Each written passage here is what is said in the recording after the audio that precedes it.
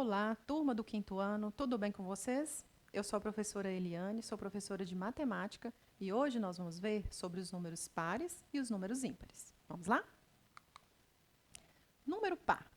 Um número ele é classificado par se ele for divisível por 2, ou seja, se pudermos dividir esse número em duas partes iguais, sem sobrar resto, aí sim, esse número é par. Veja o exemplo. Supomos que nós temos 10 bolinhas.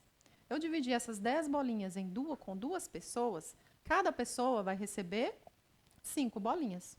Outra forma da gente identificar o número par seria o quê? Seria o número cuja unidade termina em 0, 2, 4, 6 e 8. Veja bem, não é mais fácil a gente identificar o número par? 0, se eu tenho 0 para dividir para duas pessoas, vai dar 0 para cada um, não é mesmo? Se eu tenho duas balas para dividir com duas pessoas, vai dar uma bala para cada um. Se eu tenho 4 balas para dividir com duas pessoas, vai dar 2 balas para cada um. 6. Se eu tenho 6 balas para dividir com duas pessoas, também vai dar 3 balas para cada pessoa. E o 8? Se eu tenho 8 balas para dividir com duas pessoas, vai dar 4 balas para cada pessoa. Então, se eu analisar esses números sendo par ou ímpar, fica mais fácil para eu identificar um número maior, certo? Então, todo número com o final 0, 2, 4, 6 e 8 é um número par. Vamos aos exemplos. 534. Veja que 534 é um número par. Por quê? Porque a casa das unidades, ou seja, o último algarismo do número, é 4. E 4 é par. Próximo exemplo. 1028. 1028 também é par. Por quê? Nós temos aí na casa das unidades, ou seja, o último algarismo do número é 8. E 8 é par. Logo, 1028 também é par. Próximo número. 34.520. Veja que esse número termina em 0, ou seja, a casa das unidades é 0. E todo número terminado em 0 é par. Agora nós vamos ver o número ímpar. O que seria um número ímpar? O número ele é classificado como ímpar quando ele não é divisível por 2. Ou seja, se a gente for dividir esse número por 2, vai sobrar um resto 1. Por exemplo, se eu tenho 11 bolas, e aí eu vou dividir essas 11 bolinhas com duas pessoas, cada pessoa vai receber 5 bolinhas e vai sobrar o resto 1. Então, todo número ímpar, quando eu divido ele por 2, sobra um resto 1. Outra forma também da gente identificar o número ímpar seria o número que terminar, ou seja, o número que tem a casa das unidades, o 1, o 3, 5, 7 e 9. É mais fácil a gente identificar esses algarismos como ímpar, que eles são menores, do que um número grande, não é mesmo? Veja bem, o número 1. Eu não consigo dividir o número 1 para duas pessoas, então ele é ímpar. O número 3. Eu vou dividir o 3 com duas pessoas, vai dar 1 para cada e vai sobrar o resto 1. Se eu for dividir o 5, 5 balas para duas pessoas, vai dar 2 balas para cada pessoa e vai sobrar uma bala. O 7. Se eu for dividir o 7 para duas pessoas, vai dar 3 balas para cada pessoa e vai sobrar 1. E o 9? 9 para dividir com duas pessoas, vai dar o quê? Vai dar 4 balas para duas pessoas, para cada pessoa, e vai sobrar uma bala ainda. Então, nós temos aí esses algarismos que são ímpares, e quando eles estão no final do número, o número também vai ser ímpar. Vamos aos exemplos. 245. 245 é um número ímpar. Por quê? Porque o último número, ou seja, o número que está na unidade, é 5. E 5 nós sabemos que é ímpar. Outro número, 12.843.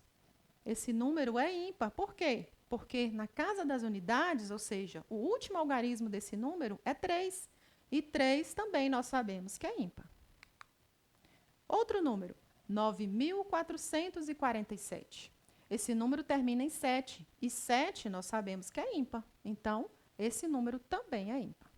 Agora nós vamos analisar alguns números aí no quadro de valor posicional para vocês identificarem o que é a casa das unidades, ou seja, o último algarismo do número. Vamos analisar o número 423.750. Veja que esse número, nós temos aí na casa das unidades, nós temos o algarismo 0. E 0 nós sabemos que é par. Logo, o número 423.750 também é um número par. Veja o outro número, 51.643. Veja que na casa das unidades nós temos o algarismo 3. Ou seja, o último número, o último algarismo desse número é 3. E 3 nós sabemos que é ímpar. Então, o número 51.643 é ímpar. O outro número, 17.318. Veja que na casa das unidades nós temos o algarismo 8. E 8 nós sabemos que é um número par.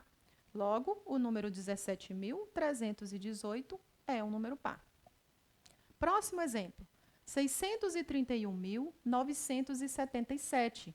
Veja que o último algarismo do número, lá na casa das unidades, nós temos o algarismo 7. E 7 é um número ímpar.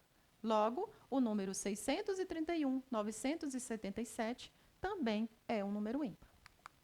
Então, pessoal, agora que nós já sabemos o que é número par e o que é número ímpar, eu vou contar um segredo aqui para vocês.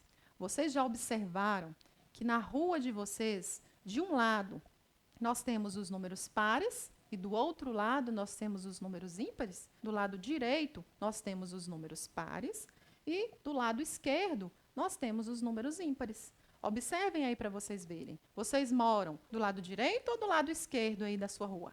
Agora nós vamos resolver algumas questões. Vamos lá? Questão número 1.